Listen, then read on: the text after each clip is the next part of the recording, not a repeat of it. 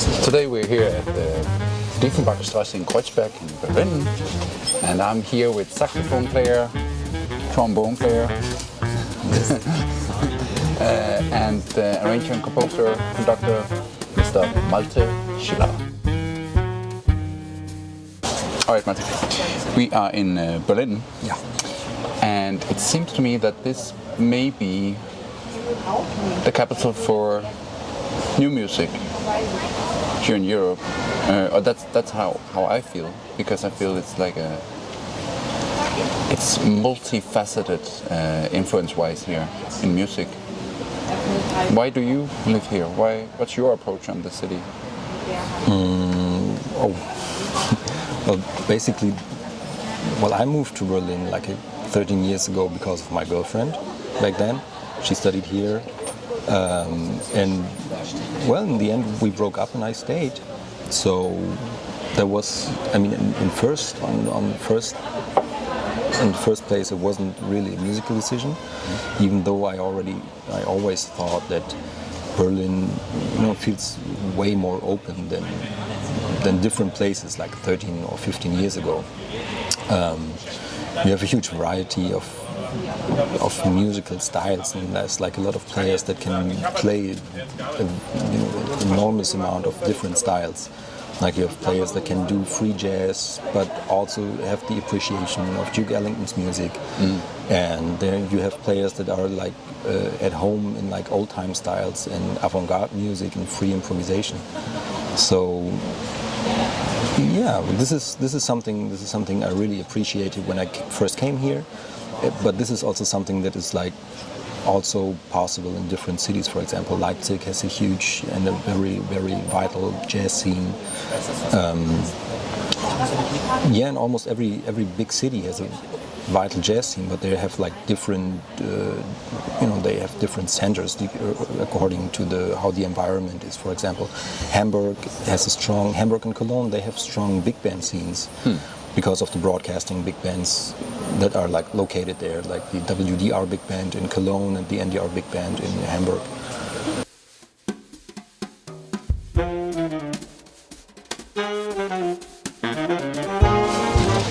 Speaking of Berlin, it's probably the place where you earn the less. So this is the downside of it's the downside side of the whole thing.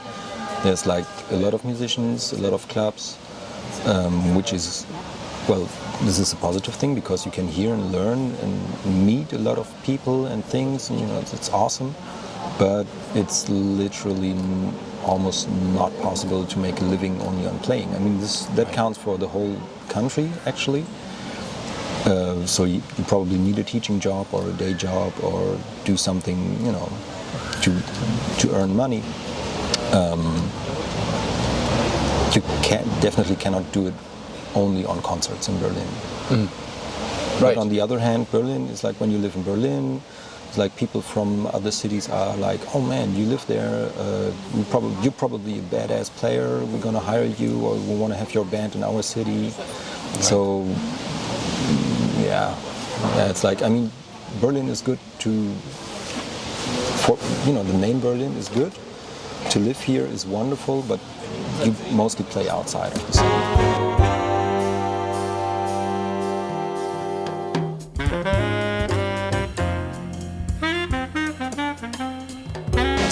I mean, when I moved to Berlin, it was like I definitely was stunned by the amount of saxophone players and the amount of like really, really good and great players.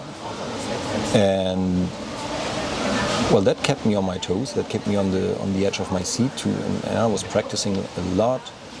And I think now I just, maybe I'm getting older, or maybe I just kind of have the feeling of, okay, I found my corner. So this is like the area where I want to work.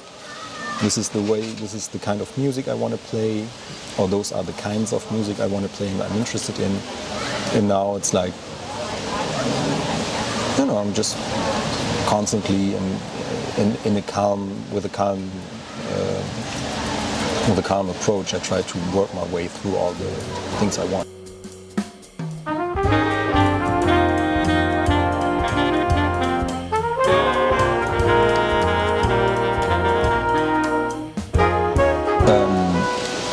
Actually, I never thought about that. Right. You seem to be one of the only one left that doesn't really care about like social media appearances and stuff like that. Yeah, I mean, maybe, I don't know, for myself, I just found out, so of course this whole social media thing it can be a good thing, you know, to promote everything you do. Well, at first I'm too lazy to do that. And then I found out, all right, if I promote the things the way I do, and if I promote things the way I feel comfortable, it's like, you know, it's vanishing. It's like rarely people notice, rarely.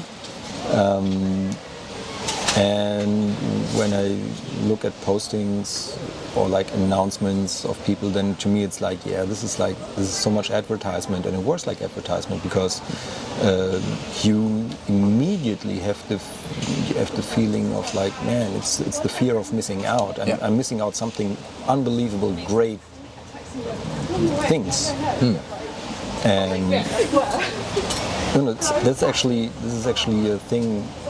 So even when I read announcements for concerts, when I go to a concert or when I go to a theater play, and I read, you know, what the thoughts behind the theater play are, or what this certain player has this kind of reputation and blah blah blah blah blah, and all that stuff. I feel that I need like one or two songs or like a couple of minutes in the theater play to just get rid of all this information or rid of all those thoughts which are not mine, and to be able to appreciate the music that is there without having like the, you know. Amazing, good point.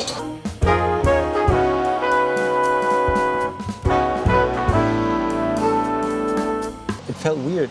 It felt a bit, you know, that was the first time in my life I didn't touch the saxophone for like 6 or 7 months. Right. So it was just sitting there in the case, was getting, you know, more and more dust on top of it. Yeah. And yeah, at one point I noticed, man, I didn't play, and then I noticed, wow, and I don't miss it, and that was a bit weird. Mm-hmm. And then I found out, all right, so I wrote a lot of music. So I was actually every day, and also because of the teaching I'm doing, I was like involved into musical processes like every day. So maybe that's the reason why I didn't miss the act of playing the instrument. But and the good thing is right now when I go to a session or when I go to a rehearsal and I start to play, and it's like I have the feeling of, man, I really love it. I really love the instrument. Exactly. So that also, this phase of like almost 2 years, well, probably it's going to be 2 years, or let's say 1.5. You know, that led to a new appreciation, because before that it was like, man, I play the saxophone since I'm 9 years old, so it kind of the chance is high that the magic might be lost a bit on its way. Right. And now it's like, I really love the instrument. And maybe that shows that being a musician is so much more than doing something crafty on a piece of metal or a piece of wood. Right? Say it again. So, like, being a musician is much more than just playing an instrument.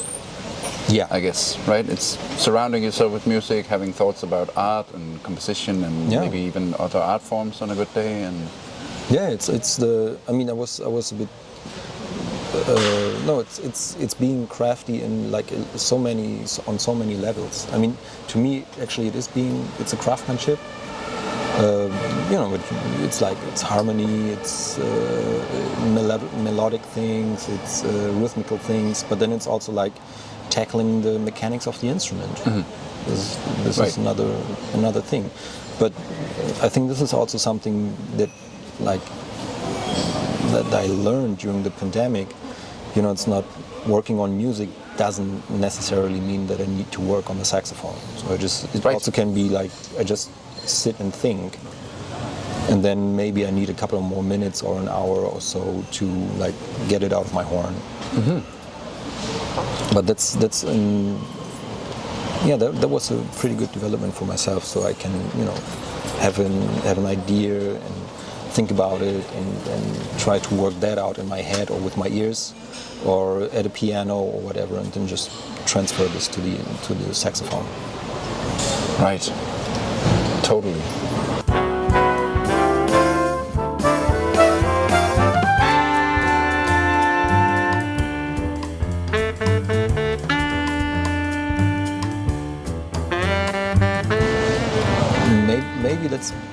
Maybe both is true. I mean, actually, I also never thought about if there would be an old school or organic way. It just felt like, to me, it was like, I just want to do this. I'm interested in, interested in certain ways of working, in certain ways of creating music, or like writing down music or practicing music and learning. And I think then one way just led to one thing led to another. When I started writing for big band in my first days, it was like I worked on the computer a lot with notation software, and I always had I always was stuck at the same things, because I kind of got lost in the endlessness of the program. Exactly. And then, then people told me, what, just try pencil and paper. And that was for like a long time, it was really hard for me, because then I was confronted with, oh man, I don't have that much of a theory background, or I have a lack of craftsmanship in voicings, or in or just plain and simple how to notate rhythms. Mm-hmm. When you play back on the computer, it sounds okay, but it looks crap, and no one in the band just gets it because it's written it's written totally weird. Yeah. And put yourself down and just write things on paper. It's like, as soon as you have the feeling that you understand it and it has a certain logic in it, then the players will get it immediately. So this is like, And my thought in my beginnings was like, man, if I have it in the computer, then I save time. But actually, that's not true. No. But in the end, you are gonna have it.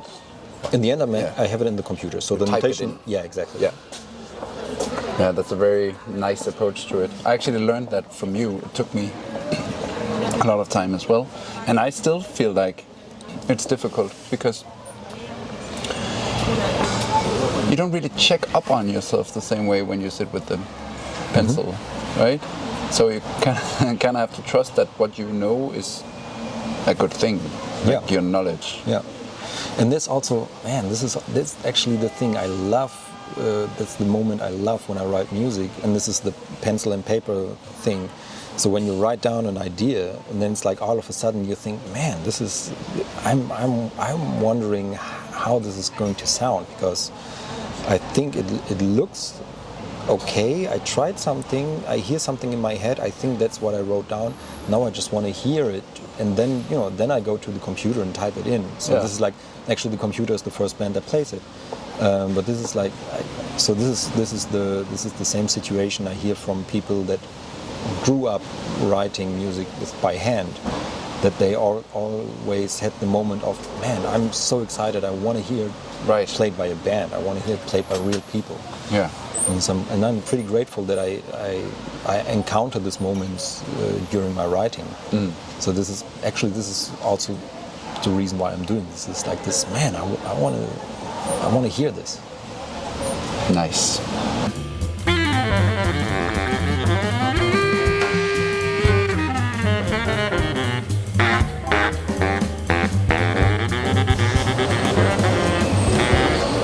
Well, there's a lot of music I'm writing right now. Mm-hmm. So there's like and it's going to be a kind of a jazz documentary with a small big band in the near. It's a small town near Bremen. Yeah. We're going to record in October or November, and in December there's going to be a big band show with the Berlin-based clarinet player called Claudio Punti. Mm-hmm. It's with the Cologne Contemporary Jazz Orchestra, and there might be. I mean, this is not like 100% sure. There might be a production with the HR Big Band coming up, and well, there's a lot of music writing right now. That's nice. And you just do that in your house, at home, pen and paper, right? That's pen and paper and pencil. I get up in the morning at 8, and then I just make coffee and sit down, work for 4 hours, having a break. And it's like, actually, it's kind of a 9-to-5 job. But I did this willingly, because in the past I had this, oh man, this is a great project. And then I was procrastinating a lot, and then it was like everything needs to be done in 2 or 3 weeks, and then I had not enough sleep, and it was like a pain in the ass. So right now I just said, okay, until the end of the year, fixed working times. It feels pretty good. So in the evening you have time off. Yeah. I think that's more than enough for now. It's been very interesting. Thank you, Malte. Thank you, Kenneth. Cheers. Cheers to that.